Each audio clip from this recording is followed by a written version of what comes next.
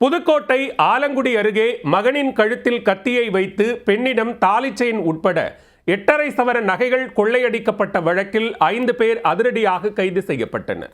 கூட்டுச்சதியில் ஈடுபட்டு கைவரிசை காட்டிய சிறைப்பறவை சிக்கியது எப்படி?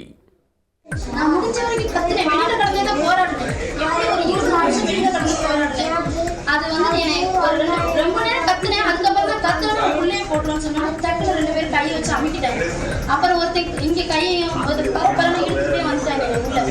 உள்ள வேணும்னா என்ன வச்சு புள்ளைய போட்டு தள்ளிட்டு போயிடும். அங்க அங்கே 4 பேரை வச்சுட்டு அங்கேயும் அவனை போட்டு தள்ளிட்டு உனக்கு புள்ள வேணுமா பணம் நகை அப்படி சொன்னாங்க. வெளிநாட்டில் வேலை பார்ப்பவரின் வீட்டில் அதிக நகைகள் இருக்கும் என ஸ்கெட்ச் போட்டு இரவில் அத்துமீறி நுழைந்த முகமூடி கொள்ளையர்கள் தான் இவர்கள்.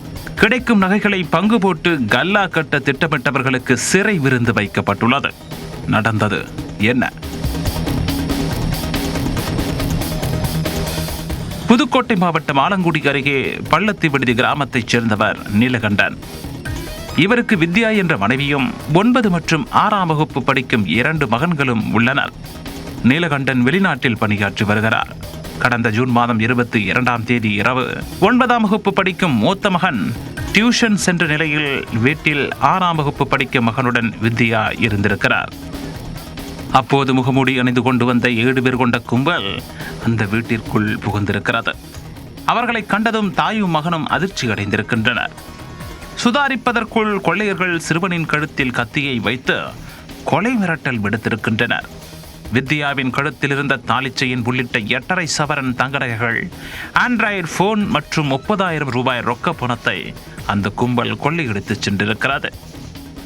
இந்த சம்பவம் குறித்து ஆலங்குடி போலீசார் வழக்கு பதிவு செய்து 5 தனிப்படைகள் அமைத்து விசாரணை நடத்தினர். சம்பவ இடத்தில் உள்ள சிசிடிவி கேமரா காட்சிகளை உடைத்துச் சென்ற நிலையில் அருகே உள்ள சிசிடிவி கேமரா காட்சிகளை போலீசார் ஆய்வு செய்தனர்.